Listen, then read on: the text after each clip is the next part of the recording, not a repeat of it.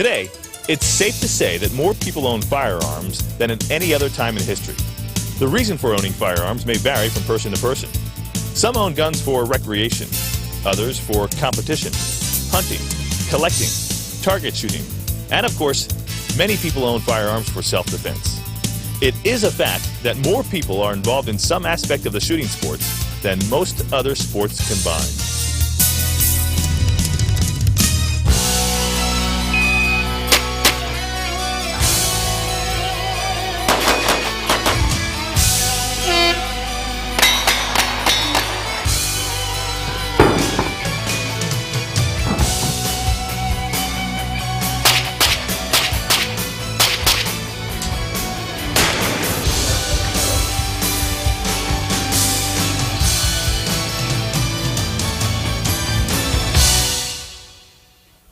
As firearm ownership increases, in particular handgun ownership, so does the need for handgun owners to be skilled in safe, responsible handgun shooting and storage. Hi, I'm Lenny McGill. And I'm Tammy McGill. In this program, we'll show you step-by-step, easy-to-follow information regarding handgun basics for self-defense and target shooting. We'll cover two of the most popular styles of handguns. The revolver, known for its revolving cylinder, and the semi-automatic, known for its high-capacity magazine and its automatic reloading capability. Then we'll look at handgun shooting techniques that will make you a more accurate and confident shooter. Finally, we'll discuss self-defense and how to use a handgun in an emergency situation. But first, the most important aspect of firearm ownership is safety. Firearms are like any other type of machinery. Used properly, they'll provide years of enjoyment. But if a firearm is not treated with respect, if you play around with a gun or become complacent with safety procedures for just even a second, a life could be lost and your life could be shattered as you know it. Let's review the 10 basic rules of firearm safety used by the National Rifle Association and most other shooting organizations. Rule number 1. Always keep the gun pointed in a safe direction, and always treat every gun as if it were loaded. This is the primary rule of gun safety. A safe direction means that the gun is pointed so that even if it were to go off, it would not cause injury, damage, or death. By treating every gun as if it were loaded, you can avoid the most common mistake that leads to an accidental shooting. Never point a gun, loaded or unloaded, at anything or anybody that you do not intend to shoot. Rule number 2. Always keep your finger off the trigger until you are ready to shoot. You can rest your finger on the trigger guard or along the side of the gun until you're ready to fire. But always keep your finger off of the trigger until you're ready to shoot. Rule number 3. Always keep the gun unloaded until you are ready to use it for your chosen activity. Whenever you pick up a gun, immediately open the action to check and see if it is empty or loaded. Later in this program, we will show you how to do just that with a variety of handguns. Rule number 4. Know how to use a gun safely and properly. Before handling and shooting a gun, learn how it operates. Know its basic parts, how to safely open and close the action, and how to load and unload the gun. Rule number 5. When shooting, know your target area and what is beyond. This means observing your prospective area of fire before you shoot. Never fire in a direction in which there are people, houses, cars, or livestock. Keep in mind that modern ammunition can travel up to 1 mile. If you are shooting in the direction of a hill, be careful not to fire above it or beyond. And never shoot bullets up into the air. They will come back down at deadly speeds and you could even kill yourself. Rule number 6. Never use alcohol or drugs before or while shooting. Now this is fairly obvious. Many accidental shootings and deaths are caused because of careless handling of firearms associated with drinking or with drugs. You wouldn't drink and drive, and you certainly shouldn't drink and shoot. Don't become a statistic. Rule number 7. Be sure the gun is well maintained and safe to operate. Just like other tools, guns need regular maintenance to remain in good working order. Rule number 8. Use only the correct ammunition for your gun. Do not shoot a gun unless you are absolutely sure you have the proper ammunition. Only the manufacturer's specified ammunition can be fired safely in that gun. Again, if you have a question, check with your local gun store. Rule number 9. When shooting, or when you're around a shooting range, always wear eye and ear protection. Guns are loud and can cause permanent hearing damage. They can also emit debris and hot gases that could cause serious eye injury. Protect the only eyes and ears you have. Rule number 10. Store guns so they are not accessible to children and unauthorized persons. In many states, it is a law that if your firearm is not stored safely and it's stolen, mishandled by a child, or used in a crime or an accidental shooting, you, the gun owner, could be held liable.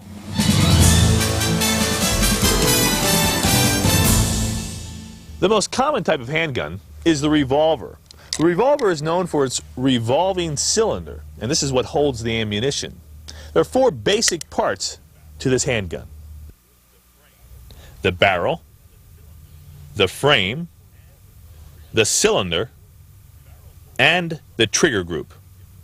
Barrels for revolvers are available in many different lengths, most commonly 2 inches, 4 inches, 6 inches, and 8 inches. There are 2 different types of revolvers: single action, like this Freedom Arms Casull 454, and double action, like this Smith & Wesson Model 66 357 Magnum. And it's important that you know the difference about how they operate. First, let's take a look at the single action revolver.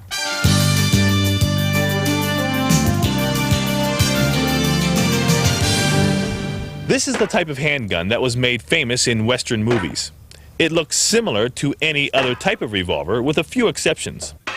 Notice that the trigger is very close to the rear of the trigger guard. This is because the trigger performs only one action, to drop the hammer.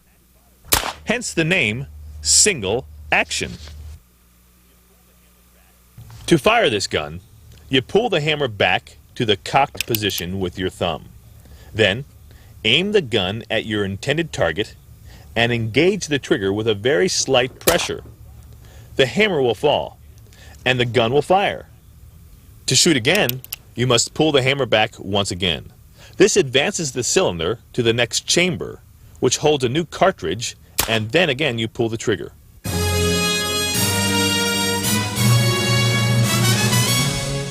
This is the Casull 454 single action revolver. Now, to load this gun, first you want to open the loading gate, which is usually located here on the right side. You can do that with your thumb. This gives you access to the chambers. Now, to revolve the cylinder, first you must half-cock the hammer, and you'll hear this on the first click. This allows you to rotate the cylinder, which gives access to each one of the chambers. To load, simply take your cartridge and drop it into each cylinder, and then you advance to the next one, another cartridge, next chamber, and finally the 4th chamber. Then you would close the loading gate, and this is where you're going to be very careful. Get a firm grip on the pistol, thumb on the hammer, cock it all the way back, and then hold on strong and release the trigger, and slowly let the hammer down onto the firing pin. Now, the gun is loaded, so you always, of course, want to keep it pointed in a safe direction. To unload, you just reverse the procedure. Open the loading gate, half-cock the hammer, you hear that click, advance to the first chamber, and then you use the extraction rod. Now, the extraction rod is spring-activated. You can use your index finger, and you pull back on it,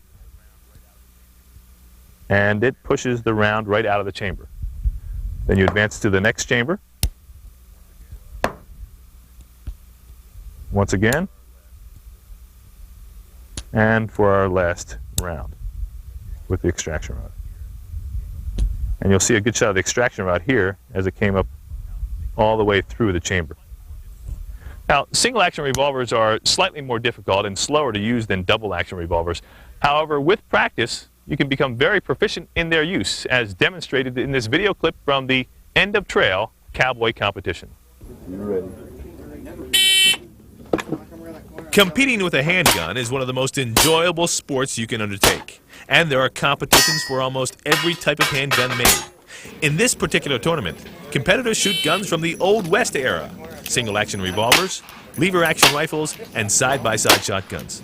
You'll notice that this shooter is using his left thumb to cock the hammer of the revolver. They are scored on speed as well as accuracy. Now, here's Dennis Ming. He's the overall champion at the 1993 End of Trail Cowboy Shoot-Off. Everything, and then holster.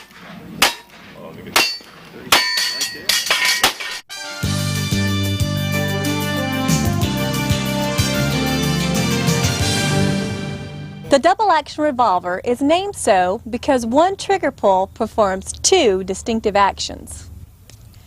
As you pull the trigger, the action rotates the cylinder, and as you pull the trigger further, it drops the hammer. There is no need to cock the hammer with your thumb. It is cocked by the first action of the trigger, and the second action causes the hammer to fall, which in turn fires the gun. Most double-action revolvers can be fired single-action style by cocking the hammer back all the way and then squeezing the trigger. The double-action revolver is the preferred gun for beginning shooters and basic self-defense. You will notice there is usually not a safety on revolvers because of the action needed to cock the hammer. Double-action revolvers are very easy to operate and to fire multiple shots. Most modern revolvers are infallible, and if kept in good condition, they may never break and could even last a lifetime.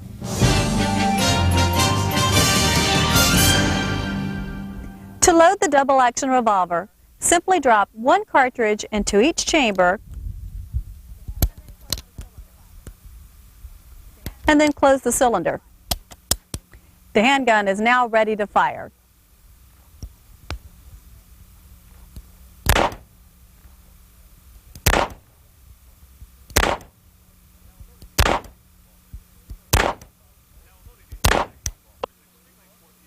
Now, in loading a double-action revolver, it's extremely important that you follow the basic rule of safety, either loading or unloading.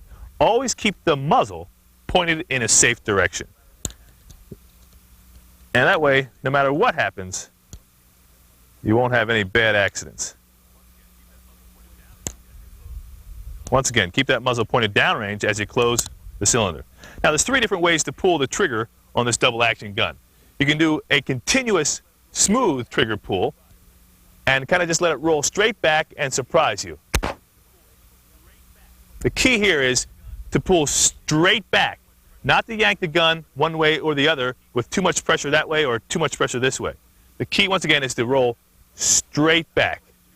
Now, another way to shoot this gun, and this happens a lot in competition, is to stage the trigger. There's really two different functions here. One is to rotate the cylinder to the next chamber, and the next function of the trigger is to drop the hammer. So I'll stage the trigger, pull back, and pause. Now all you have is just a little bit more pressure to drop the hammer. This is called staging the trigger. Pull back and stop, and pull. And you can be very accurate that way because you're not pulling the sights off with the trigger pull. The last way is to thumb cock the hammer, much like a single action revolver. Back all the way. Now there's a very slight pressure to drop the hammer. And that's the thumb cocking method.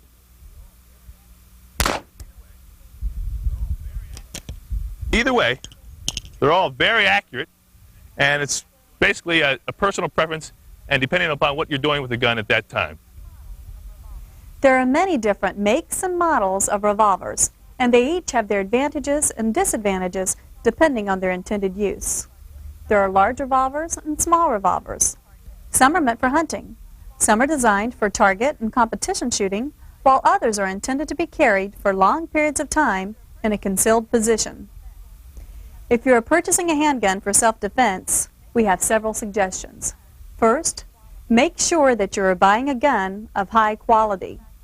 Purchase a handgun from one of the major manufacturers, Smith & Wesson, Colt, Taurus, and Ruger, to name a few. There are many top-quality revolvers available. Second, buy a gun that feels good in your hand. Not too big, not too small. Smith & Wesson is now making revolvers designed specifically for women, with a smaller grip and lighter overall weight. For self-defense, we recommend that you use a revolver that has a 2 or 4 inch barrel length. It will be lighter and easier to bring into action than a longer pistol. And finally, purchase a handgun in a suitable caliber. Whether for hunting, target shooting, or self-defense, there is a correct caliber that will help you maximize your efforts. Now let's take a look at semi-automatic pistols.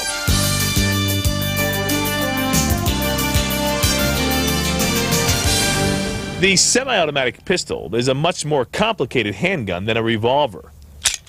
There are many moving parts and springs to keep it functioning properly, and it takes more strength and skill to shoot semi-automatic pistols. The semi-automatic pistol is called semi-automatic because of its ability to automatically cycle a new round into the chamber after a shot is fired. There are 5 major parts to this firearm: the barrel, the frame, the slide, the trigger group, and the magazine. The magazine holds the ammunition, and depending on the make and model of the handgun, it can hold 5 to 15 rounds or even more. Semi-automatic pistols are available in many different calibers, and like revolvers, are available in single action and double action. First, let's examine a single action semi-automatic pistol. The first thing you must do when you handle any firearm is to check and see if it is unloaded. Once the magazine release button is depressed, pull the magazine from the bottom of the frame.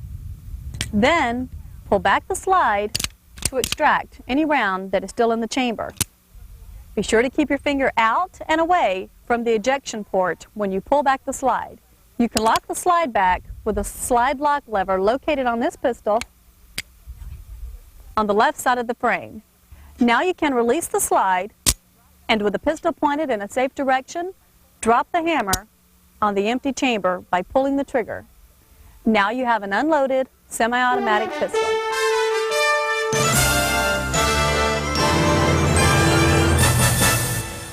This is a Colt .45 caliber semi-automatic pistol.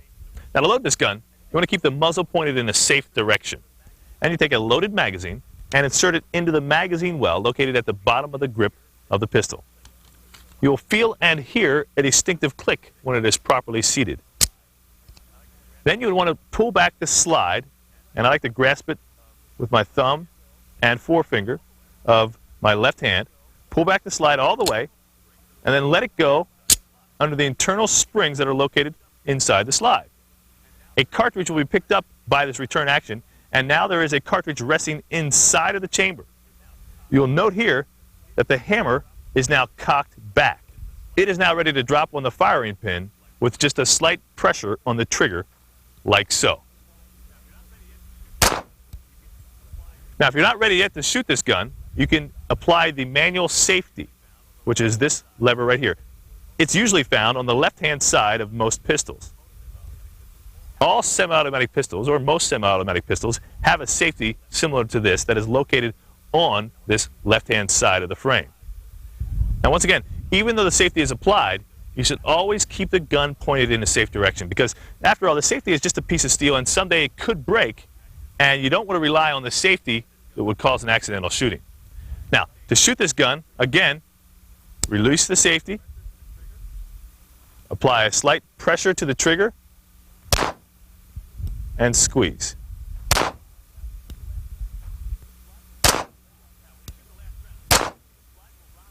Now, when you shoot the last round, the slide will lock back, showing an empty chamber. You can see here that the slide is locked back. What you would do is drop the magazine, make sure that it is in fact empty, and then visually inspect inside the chamber to make sure that there are no rounds that are left or caught or somehow didn't get extracted. You visually want to look in there. And from there, you can lower the slide back by pulling back slightly and then releasing, and then drop the hammer on an empty chamber. The gun is now ready to be put away and stored for future use. Semi-automatic pistols are also available in double action. This is a 9mm double-action semi-automatic pistol. It operates the same as a single-action semi-automatic, except that the trigger, like in a double-action revolver, can perform 2 actions. 1, to cock the hammer, and 2, to drop the hammer to start the firing sequence. Or, You may operate the gun like a single-action semi-automatic pistol and manually cock the hammer and depress the trigger. The trigger simply drops the hammer and starts the firing action. Most double-action pistols have a decocking lever along with or instead of a safety. This decocking lever enables you to lower the hammer without striking the firing pin. This allows you to carry the gun with a round in the chamber, with the hammer down. Always remember to keep the gun pointed in a safe direction. To fire this gun, just apply pressure to the trigger and the hammer will cock and then fall to begin the firing sequence.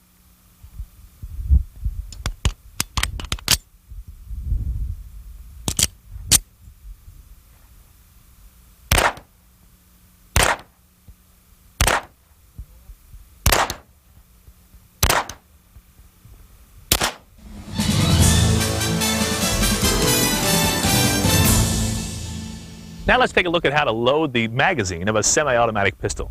This is the Glock Model 22 and this is its magazine. It holds 15 rounds of .40 caliber ammunition. First, note that there is a forward position for the magazine.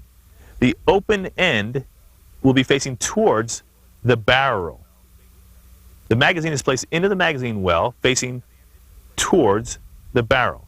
Now the ammunition is placed in the magazine with the bullet end facing towards this opening. What you want to do is take a cartridge in your hand and place it on the magazine follower, which has a spring inside of it, and press down slightly so that the bullet is caught in the magazine lips. Then take another round and using your left thumb or your right thumb, depending on what hand you are, push down slightly on the loaded cartridge. Take another cartridge, place it on top of the other one, push down and back, and it too will be caught within the magazine lips.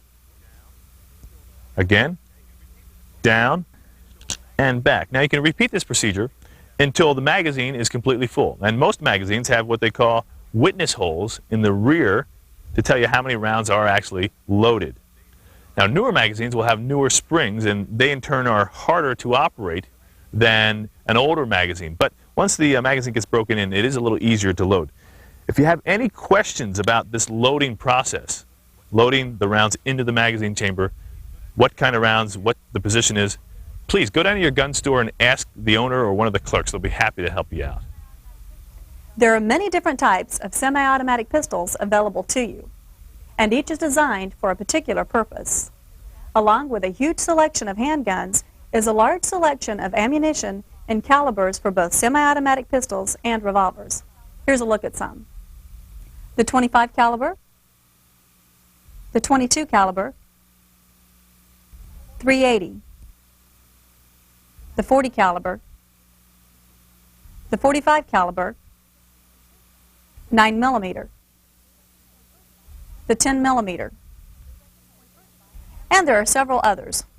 When purchasing a semi-automatic pistol, we recommend that you buy a firearm through your local dealer made by one of the major manufacturers. If you are purchasing a handgun for self-defense, we recommend that you buy one of the larger calibers, either a 9 millimeter or a 45. If you are a new gun owner, we suggest that you take a class or get personal instruction from a qualified instructor. One of the advantages a semi-automatic pistol has over a revolver is increased ammunition capacity. Most new generation semi-automatic pistols can carry 12, 13, or 14 rounds. This Glock pistol can carry 18 rounds of 9 millimeter ammunition. However, there are disadvantages with semi-automatic pistols. One, the gun is much more complex to operate, with more moving parts than a revolver. Two, it is difficult to load and prepare to fire. Three, semi-automatics can malfunction for several reasons: bad ammunition, poor shooting grip, or flinching while pulling the trigger. It is very important that you incorporate proper shooting techniques when shooting a semi-automatic pistol or a revolver. Before you actually begin shooting, you must have the proper safety equipment. Standard items, such as a quality pair of shooting glasses and proper ear protection, like these earmuffs or these foam earplugs, are mandatory.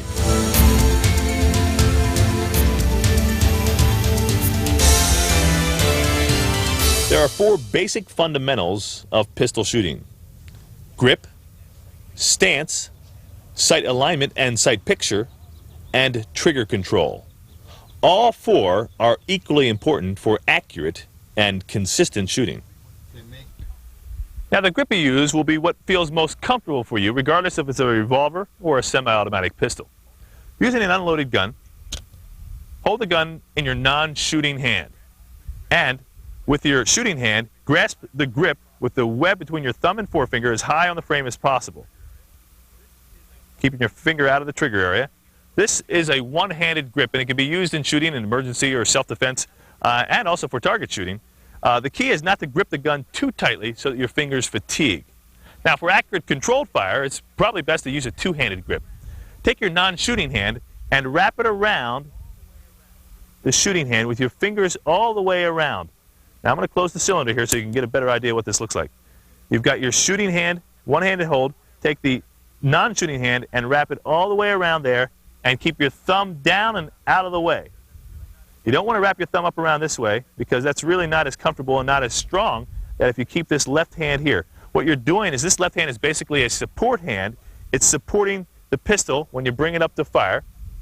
It's supporting it for recoil. And once again, you will actually want to hold a little tighter with this left hand than you do with your right hand because it'll allow you to control recoil and at the same time not fatigue your right hand, which is basically the hand you're using to pull the trigger with. One-handed shooting is used in some competition shooting and in emergency self-defense situations. The key here is to have a firm grip on the gun and a strong wrist. Now, you can shoot from here, or you can shoot with the gun all the way up here. Once again, the key is to have a good grip on the gun and have a firm, strong wrist so that you're able to follow through all the way. Now, using the two-handed grip, you can shoot from a variety of positions. You can shoot from here, you can shoot from here, and you can shoot with the gun all the way up. Either way, it's very effective, as you'll see, depending upon what situation you have. The two-handed grip is the preferred method because you have much more control of the handgun. Stance is the next item in our formula for accurate shooting. This involves your body position when shooting. Your feet should be shoulder-width apart, and your weight should be equally distributed on both feet. Bend your knees slightly and relax your muscles. You should be leaning forward, but not too much so that you lose your balance. Your comfort is very important, and you should be able to stand in this position for quite some time.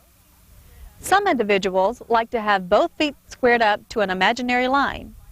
Others like to have one leg slightly in back of the other. In my case, I like to have my left leg slightly behind my right leg. Because I shoot with my left hand, it feels better to have my stance tilted to the left. The keys to stance are stability, weight transfer, balance, and comfort. Another important part of a good shooting stance is the position of your arms. There are three recognized arm positions for shooting. The isosceles stance, where both arms are fully extended and the pistol is centered between your arms. The Weaver stance, where your shooting arm is completely straight and pushes outward, and your other arm is bent and pulling slightly inward. This in and out pulling process helps to stabilize the gun. And the last arm position is the modified Weaver stance. This is basically in between the Weaver and the isosceles stance. The shooting arm straight and the support arm bent less. All of these positions are acceptable, and it really comes down to personal preference. The key here is to find a position you like, to practice with it, and then to stay with it.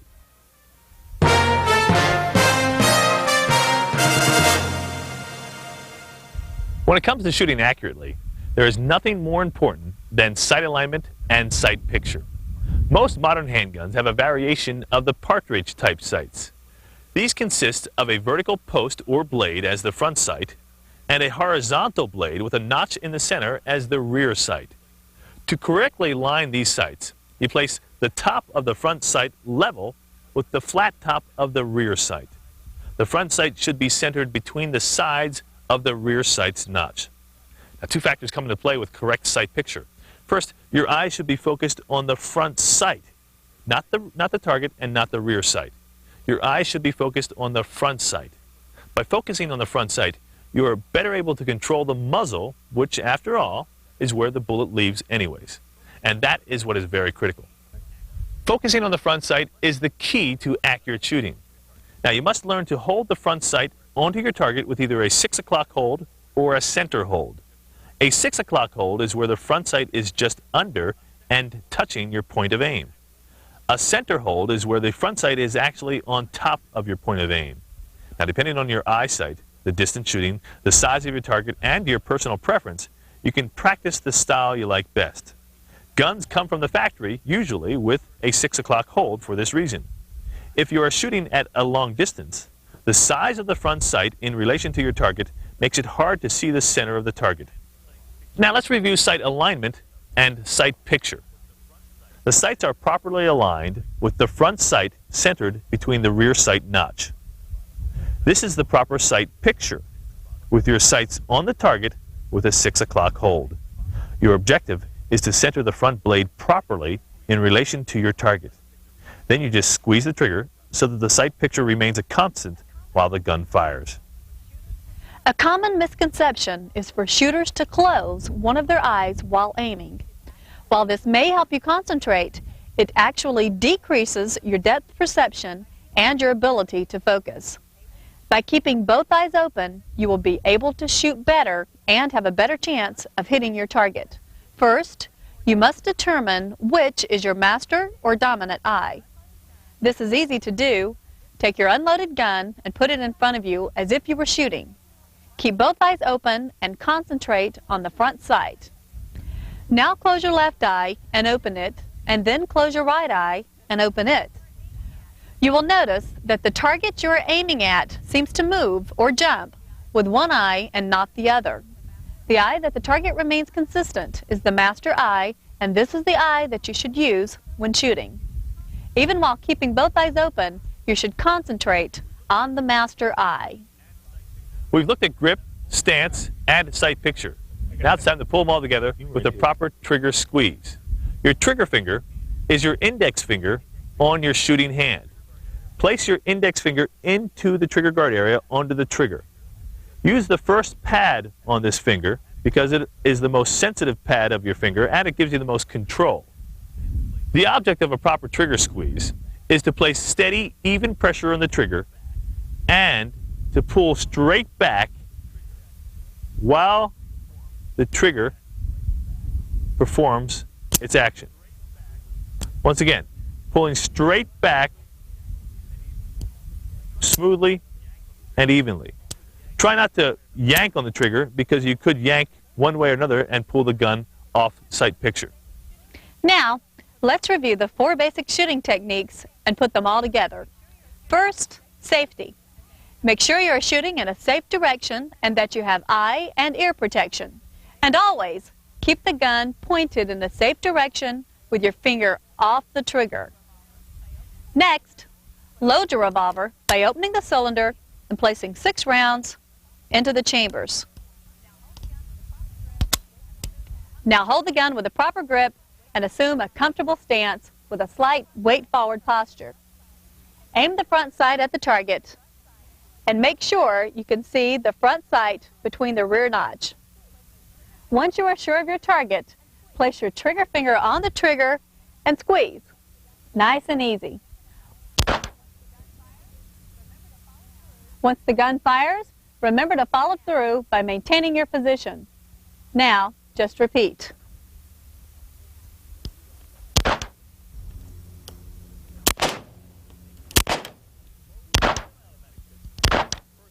With a semi-automatic pistol, first load the magazine.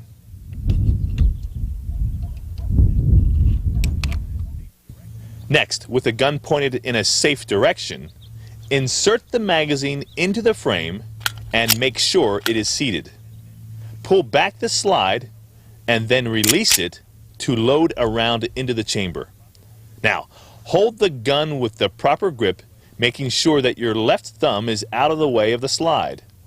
Assume the proper stance and line up your sights, making sure to focus on the front sight and to place the front sight in the notch of the rear sight. Finally, place your trigger finger on the trigger and squeeze slowly until the gun fires. Follow through and repeat.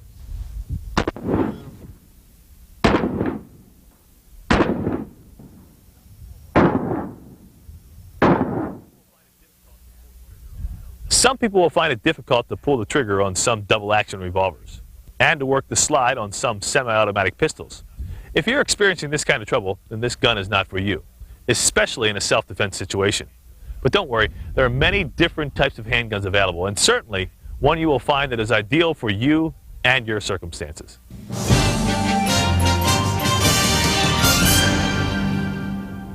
Many of you have or are going to purchase a handgun for self-defense and home protection. We have several basic suggestions concerning self-defense and handguns. First, make sure you are purchasing a handgun that's suitable for self-defense. A quality handgun made by a major manufacturer that is at least .38 caliber or larger. And while we're on the subject, let's discuss caliber.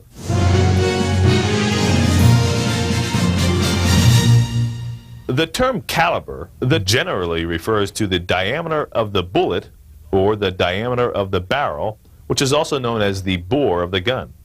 Caliber is measured in thousandths of an inch, or in metric millimeters. For example, a .45 caliber pistol has a barrel diameter of 0.45 inches. A 9mm pistol has a barrel diameter of 9 millimeters. Likewise, a .22 caliber firearm has a barrel diameter of 0.22 inches, while a .40 caliber handgun has a barrel diameter of 0.40 inches. It's safe to say that the larger the caliber, the more effective the handgun will be for self-defense shooting. And now that we're talking about caliber, let's take a look at the different types of ammunition that are available and how they relate to you for self-defense and target shooting. There are three common types of bullets: exposed lead, jacketed or full metal jacket, and partially jacketed bullets. These come in a variety of different configurations. Round-nosed lead bullets are used for target shooting. Wad-cutter bullets are also used for target shooting because they cut a very round hole in paper targets. Full metal jacket bullets are labeled FMJ and are used in military and some law enforcement applications, as well as for plinking with everyday shooters. And for self-defense, we recommend jacketed hollow point ammunition, usually labeled on the box JHP. Jacketed hollow point bullets have shown in tests to have excellent expansion properties. This is very desirable in self-defense situations for two important reasons. Jacketed hollow point bullets will expand to almost 2 times their original diameter. This slows the bullet down and helps inhibit overpenetration. Additionally, all of the bullet's energy is expended in the target you are shooting at. This greatly enhances stopping power. Here's a demonstration that will illustrate the differences in shooting full metal jacket ammunition and hollow point ammunition in a self-defense situation. All right, first we're going to try the 9mm military ball round. We're going to load it up in this Taurus PT99 pistol. And we're going to shoot this 6-pound ham that's downrange here. We're going to see what the military ball ammunition does to that ham.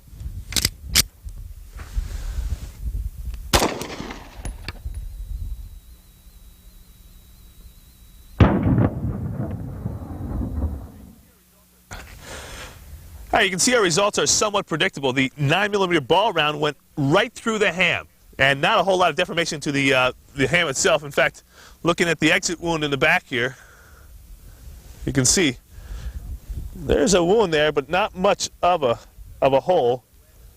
And in fact, just blew out the last back half of that. The round went straight through and really didn't even knock the ham off of the chair that we have it on.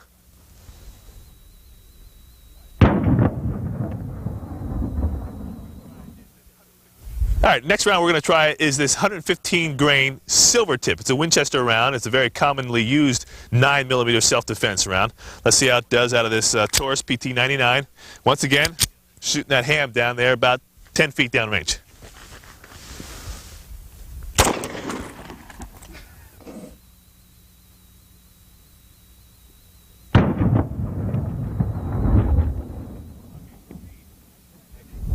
Okay, you can see that the silver tip round actually had a lot more impact here on this ham. In fact, it blew apart about a quarter of the ham itself. That silver tip round expanded more, transferred more of its energy to the ham, and just blew a chunk of it right off.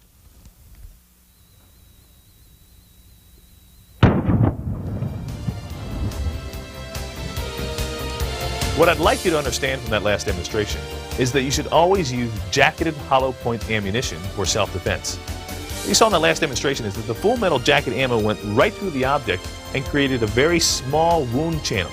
Now, in a living body, you'll have a tendency to close up around that, and it'll have less stopping power. Additionally, the over-penetration of the full metal jacket ammo provides a potential hazard because the bullet will have the ability to go right through a wall and into a potential bystander or innocent bystander behind that wall.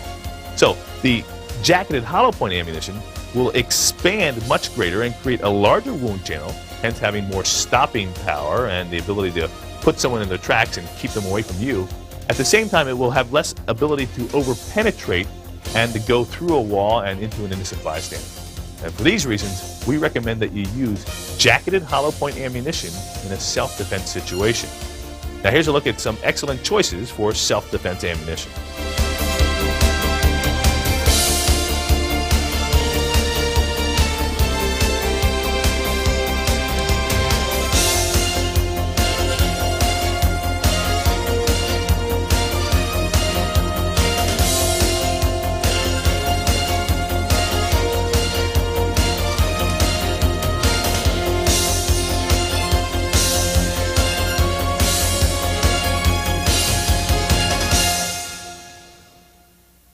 Make sure you are familiar with the firearm you purchase and that you know how and are physically able to operate it.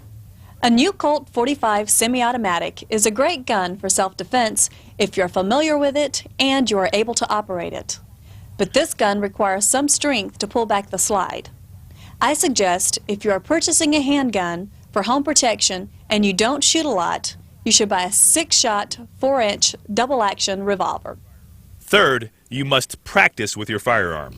Granted, you may purchase your handgun, load it, and put it in your safe box and never have to use it for self-defense, and that would be great.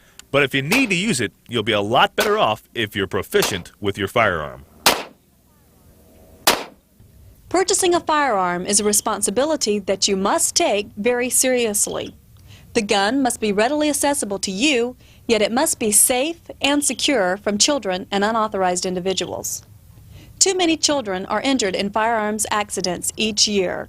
It's not enough to tell your children not to touch your gun. Children are very curious. And please, don't store your gun under the bed or in the closet thinking your children won't find it. What if they do? You must have some sort of locking storage device if you have children or if children visit your home. If you're not willing to do this, then please, don't buy a gun. It's not worth the risk. Fifth, know the laws of your community. Every state has different laws regarding the use of firearms in home protection and self-defense. It's safe to say that if you feel your life is being threatened, you may use your firearm in self-defense. But if a burglar's running out of your house with your TV set in his hand and you shoot him in the back, you're going to be in trouble. It's better to let him go and call the police. A good reference to this situation is the video Deadly Force, Firearms, the Law, and You. Here are a few interesting statistics taken from an FBI report on firearms and self-defense. 80% of all civilian self-defense gunfights occur in the home, and 70% occur in the dark. 85% of the time, only one shot is fired, and the bad guy gets away on his own. 45% of the time, the one shot actually hits the intruder, and the rest are misses. Only 15% of these shootings result in the death of the intruder. In the majority of cases, when the intruder is shot, what usually happens is that he'll check into a local hospital for treatment.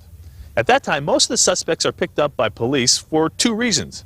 The homeowner called the police and reported the intruder and the gunfire, and two, hospitals, clinics, emergency rooms, and doctors are required by law to report gunfire injuries to police. So this double-check system usually catches a suspect, and that's why you as a homeowner should report a shooting incident of this nature. Now, here are some suggestions on how to handle a self-defense emergency situation once you're alerted to an intruder in your home.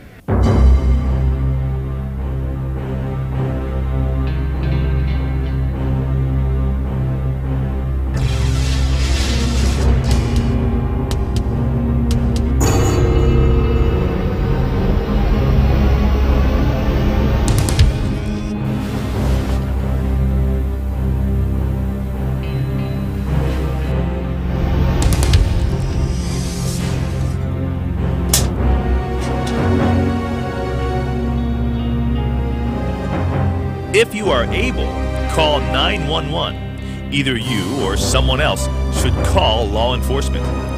Even if you just dial 911 and leave the phone off the hook, they are trained to listen for sounds of distress. Next, secure your firearm and other family members. Listen for sounds of forced entry and movement.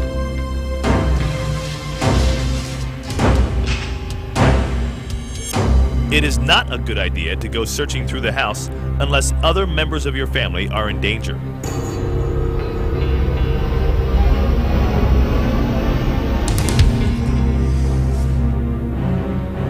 Your best tactic would be to inform the intruder that you have a gun and that you have called police. Yell it loud and with force. I have a gun! I've called the police! Get out of my house!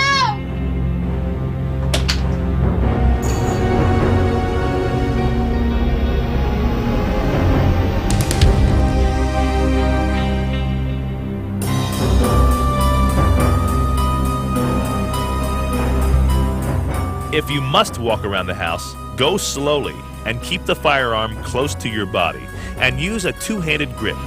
Keep the gun pointed out and away from your body parts. With both hands on the gun, you are less likely to shoot yourself and you'll have more control of the firearm.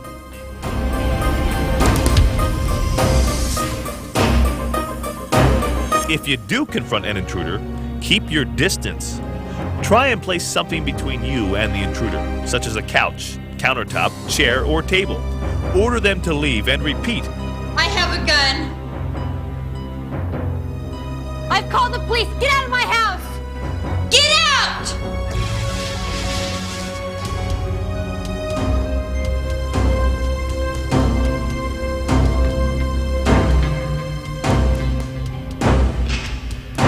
If the intruder advances towards you and you feel your life is in danger, you may have to shoot to protect your life.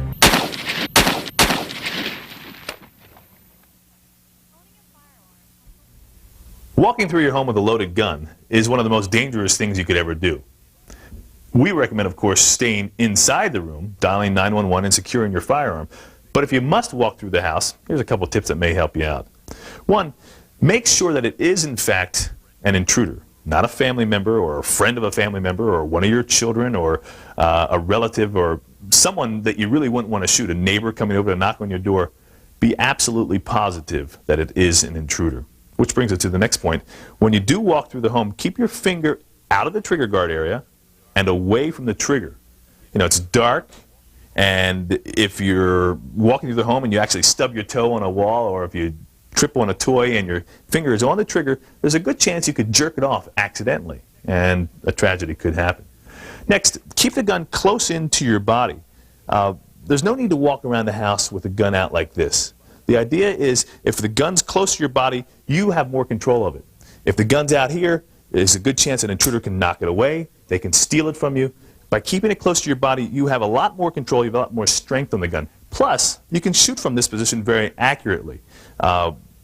You can actually, in a gunfight situation, because most home gunfights are between 7 and 10 feet, shoot from this position very accurately. Even if you have to, bring the gun up very rapidly in this position. Now, next time you're out at the range, practice shooting from here, both with two hands and one hand, and you'll be surprised how accurate you can be in a self-defense situation, 7 to 10 feet.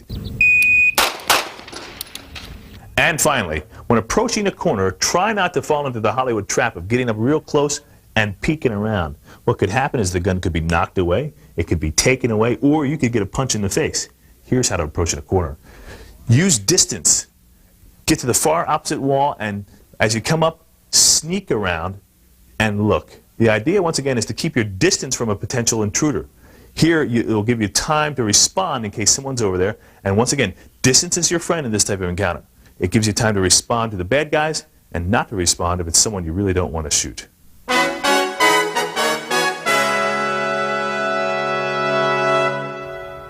The most important thing you can do whenever you're handed a firearm or you pick a firearm up off the table is to check to see that it is unloaded. And before me, I've got about 19 different handguns that we're going to do just that. We'll go over each one of them. We'll talk about the make and manufacture of each gun, and then, of course, we'll show you how to unload them. But before we get started, I can't emphasize enough the importance of having a safe storage box in which to keep your guns at home, keep them away from children and unauthorized access. This is a box made by Palmer Metal Products. It holds 2 different handguns, and you can have access to this box within seconds, as demonstrated here. In this box, I've got 2 different firearms. This is a Taurus PT-99 9mm pistol. It is a double-action pistol, and the way you want to go ahead and work with this, of course, and with any gun, is to keep the muzzle pointed in a safe direction, keep your finger out and away from the trigger area while you first pick it up. The next step is to drop the magazine. To do that, I'll show you here. There's a magazine release button located on the left side of the frame. You can push the button down, and the magazine becomes disengaged and actually will fall out. And as it falls out, you'll see that there are rounds in this magazine. So, again, I don't know if it's loaded or not. I've got to go ahead and, once again, maintain a safe direction, finger out of the trigger. I've got to pull the slide back, and I'm going to pull it back, and I'm going to look inside there, and I'm going to see there are no rounds. Now, for television purposes, I'm going to go ahead and pull back and let you see. This is what you need to see. You need to see an empty chamber, empty barrel. And I'll let the slide back down. I'll point the gun in a safe direction. I'm going to pull the hammer, and now I know I have a safe, unloaded pistol that I can store or use for later purposes. Next gun I have here in the box is a Ruger Security 6 revolver. This is a .357 6-shot revolver, double-action revolver, as you can see because of the placement of the trigger. Once again, keeping the gun pointed in a safe direction, finger out and away from the trigger. I'm going to turn the gun over and show you that on the left side of the frame there is a cylinder release latch. I will push this latch down, depress it straight down. With my other hand, I'm going to reach through and push the cylinder out.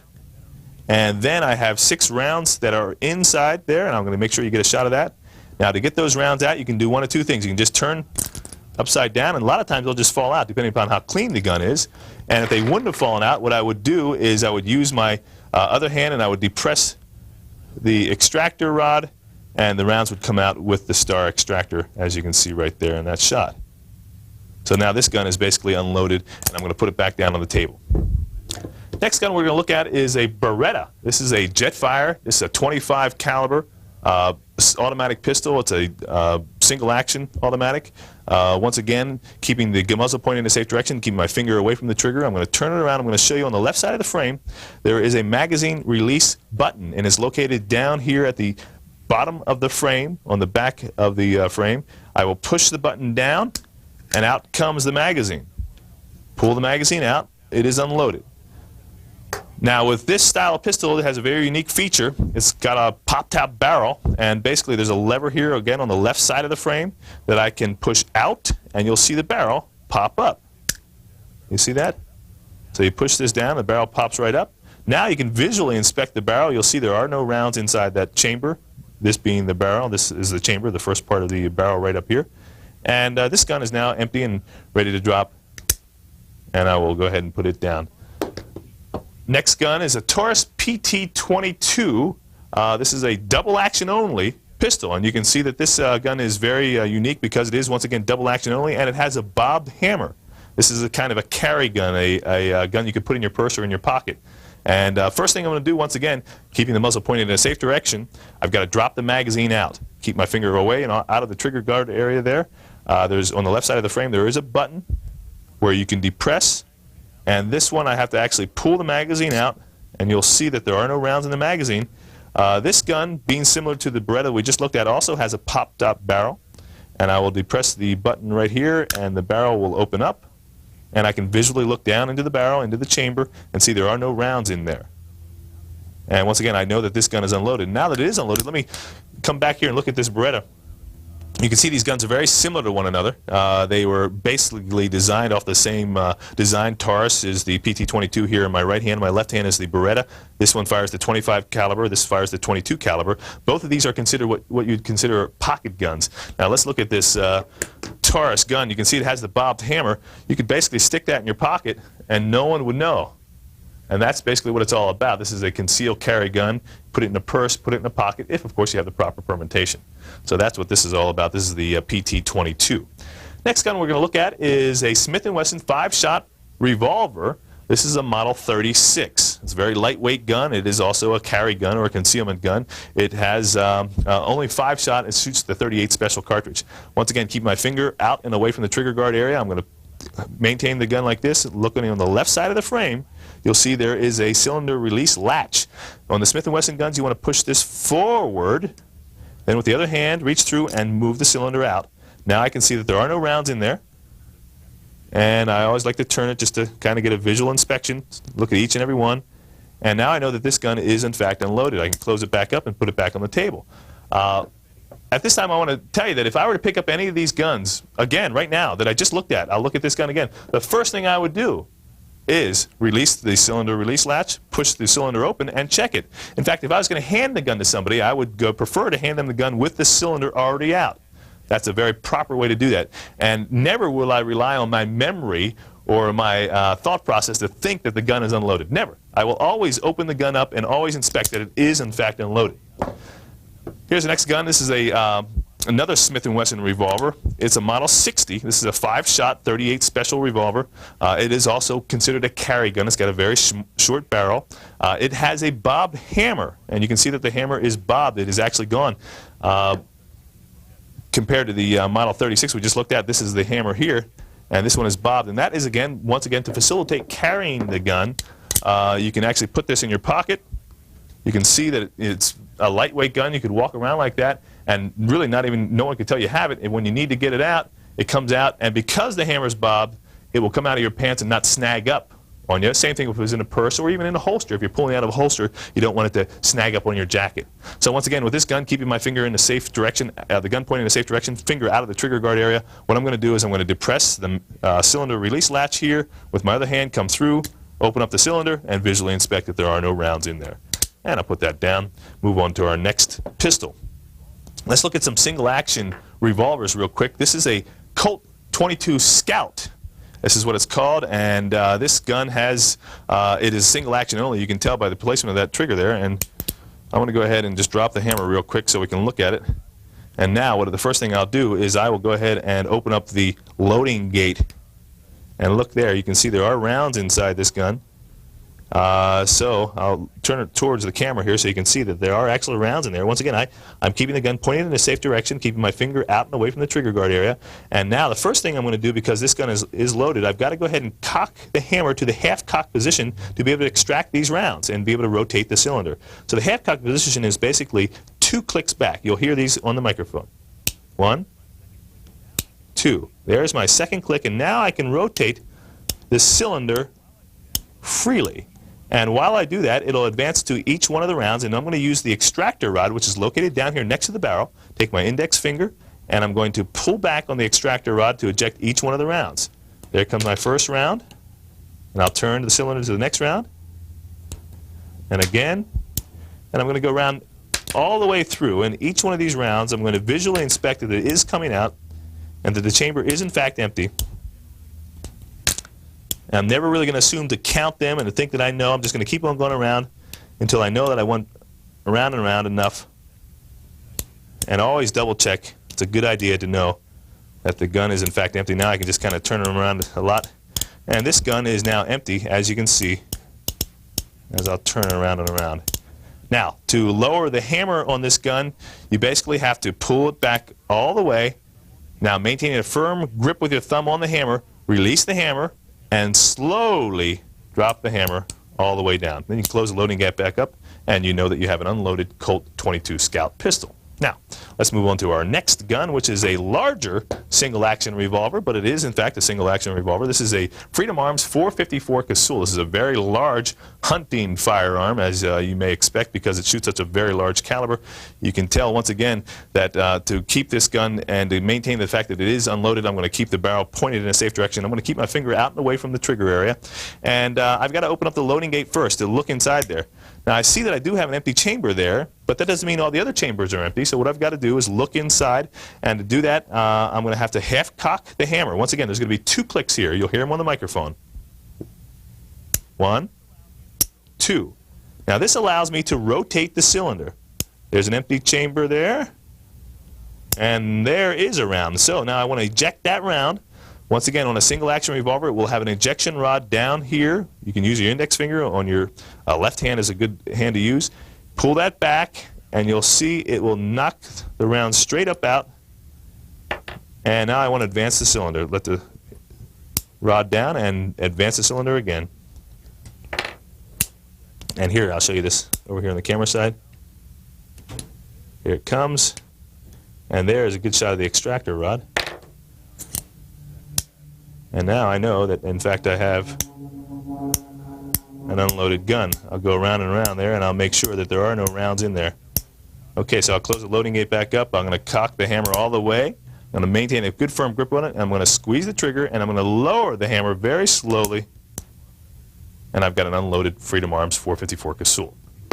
Next up here is a Smith & Wesson 686 revolver, very similar to the Model 66. As you can see, these guns are very similar. The difference, of course, is the length, and there's a couple other internal mechanism differences as far as the way it's manufactured, but they look the same. The Model 686 fires a .357 cartridge. It's a 4-inch barrel on this particular gun. Once again, keeping the muzzle and barrel pointed in a safe direction. I'm going to turn over on the left side. Very similar release latch. Once again, push the cylinder release latch forward, reach through, open the cylinder, and then let the rounds drop right out or push them out like so. And this gun is unloaded, so I'll turn it up and put it down. All right, the next pistol here is a Dan Wesson 744 44 Magnum revolver. And the reason I want to show you the Dan Wesson firearm is because there is a different latch mechanism for opening the cylinder release button. It's a little different than it is on either the Ruger or the Smith & Wesson.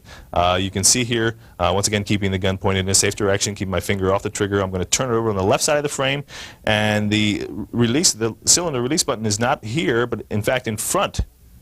And I'm going to go ahead and pull this down and reach through with my left hand and pop the whole mechanism out. And you can see here that there are 6 empty chambers there, and so this gun is unloaded. And now I can close it back up and put it down. Let's move forward now to some of our automatic pistols. The first pistol I will show you here is a Ruger. This is a Mark II Ruger with a bull barrel. It's stainless steel, as you can see. This Ruger is somewhat different than some of the other automatic pistols you'll find because of the position of the magazine release button. It is located at the bottom of the frame. Now, once again, I'm going to keep the muzzle pointed in a safe direction. Can't say that enough. Keep my finger off of the trigger. I'm going to turn the gun over, and I'm going to look down here. There is, in fact, a magazine release button right here, and to open this, you depress it forward or just push back on it. The magazine will come out, and there it is. Now, you can, of course, do that upside down, too, and out it comes. And there are no rounds in there. Now, to look into the chamber of this gun, you can see there are 2 little pieces of steel sticking out here on the slide, the internal slide. I'll pull back, and I'll be able to look right down into the barrel here, and hopefully the camera will get you a good shot of that. You can see there are no rounds in there. You always want to visually inspect the barrel to make sure there are no rounds in the chamber area. Let the slide forward, and I will drop the hammer, and the gun is now empty, keeping the gun pointed in a safe direction. Next gun we're going to look at is a 1911 style 9mm pistol built by Star. Now, I say 1911 style because you've probably seen a gun look like this. Colt has manufactured the 1911 .45 caliber, which is this gun, for just about 90 years now. And this is the Star. This is a copy, but it shoots a 9mm cartridge. So let's look at the Star 1911 style pistol first. This is actually called a BKM Star. First thing I want to do, of course, is keep my finger off of the trigger and away from the trigger guard area. Keep the gun pointed in a safe direction. Turn it over and look on the left side here. There's a magazine release button. I will depress that button with my thumb. The magazine starts to make its way out. I can pull the magazine out. Now I want to go ahead and visually inspect the chamber, so I've got to grab here with my thumb and index finger, my left hand, and pull back and look inside the chamber. And you can see there are no rounds in there. Now, for this gun, if I were to hand this to someone, a good way to do that is to actually get the slide back the whole way and put the slide stop up. And the slide stop is right here. And that way when you hand the gun to someone, it looks like this. And it's actually caught up on the slide stop, and it maintains the fact that you can look in there, and anybody who picks the gun up off the table, as soon as they pick it up, they're going to be able to look in there. They're going to see that there are no rounds in it. So this is a very proper way to hand a gun to someone with the slide already pulled back and basically locked back with the slide lock button there on the side. To lower the slide, I have to go ahead and release the button. I can just pull down on that or gently pull back on a slide, push down on the button, and let it go forward. Now this gun also has a hammer safety, a magazine safety. The hammer will not drop unless the magazine is placed inside the frame. So I can't drop the hammer manually. It's just going to stay up for these purposes here. If I wanted to drop the magazine, I'd have to put the hammer, I'd have to put the magazine back up into the frame and then pull the trigger. But I'll just leave it off for now. And that'll bring us to our next gun, which is this Colt 45. Pistol, and this is an automatic pistol, as you can see, semi-automatic pistol, single action only. The way this works, basically, again, keeping the gun pointed in a safe direction, I'm going to turn the gun over and I'm going to look on the left side of the frame, and we do in fact have a magazine release button here located on the left side. I can push that with my thumb and out comes the magazine. Put the magazine on the ground, keeping the gun pointed in a safe direction. I can go ahead and visually inspect the chamber area by grasping the slide with my thumb and forefinger, open up and look inside, and I'll see that there are no rounds in there.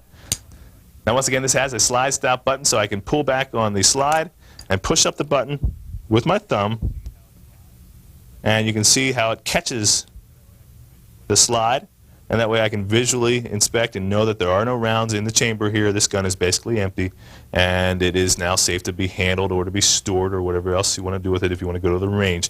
To drop the slide, I'll have to go ahead and, with my left thumb, push down the slide stop, let the slide drop, and now I will just go ahead and squeeze the trigger, keeping the gun pointed in a safe direction. And voila, the gun is now unloaded.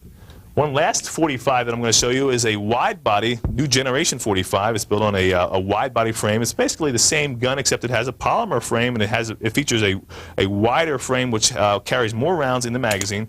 I'll push the magazine release button right here. Out comes the magazine. You can see this holds 14 rounds. Same principle.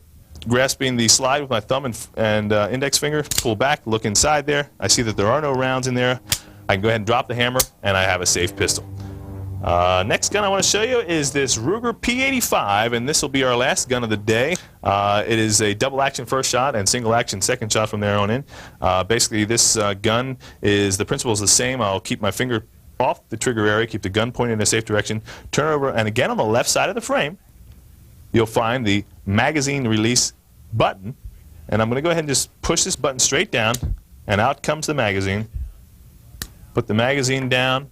Now I'll go ahead and grasp the slide with my thumb and forefinger, just pull it straight back, and I can look inside there and see that there are no rounds in the chamber area. I know I've got an unloaded pistol. Drop that down. I can drop the hammer with the trigger, or I can use the decocking button, which is right there. And now I've got an unloaded pistol that is safe and ready to be stored. I cannot emphasize enough that whenever you pick up a gun off the table, no matter when you last touched it, if it was minutes or hours or days, always pick the gun up, keep it pointed in a safe direction, open up the action, whether it be the cylinder, you want to open it up and visually inspect it, or whether it's the slide on an automatic pistol. You want to drop the magazine, open up the slide, and look inside there. Always keep it pointed in a safe direction. Always keep your finger off the trigger until you have ascertained that it is in fact unloaded. That's going to avoid many accidents and a lot of tragedies.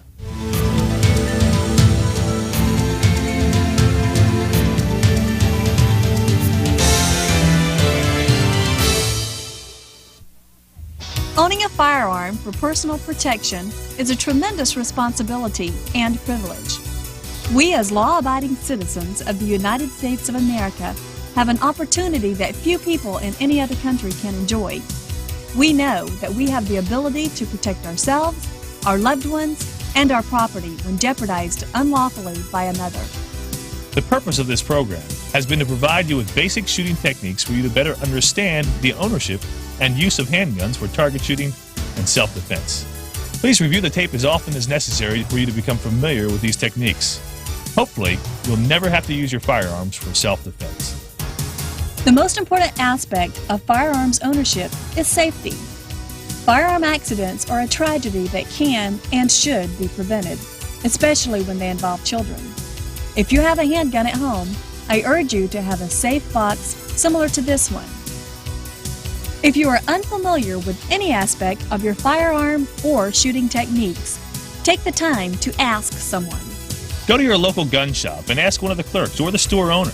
Most of them have the answers, and most are going to be very helpful. I'm Lenny McGill. And I'm Tammy McGill. Thanks for watching, and safe shooting.